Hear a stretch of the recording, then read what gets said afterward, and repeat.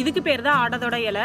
இது வந்து தமிழ்நாட்டுல எல்லா இடத்துலயுமே கிடைக்கும். இதோட தண்டை நறுக்கி வச்சாலே போதும், வேர் விட்டு நல்லா தலைய ஆரம்பிச்சிடும். இது வேலிக்காக நட்டு வளர்ப்பாங்க. இந்த இலையை வந்து ஆடு சாப்பிடாது, அதனால வந்து இது வந்து ஆடாதோட இலை அப்படின்னு சொல்லி சொல்றாங்க. ஒரு இலையா பறிச்சுக்காங்க, அதான் அம்மியில வச்சு அரைச்சிக்காங்க.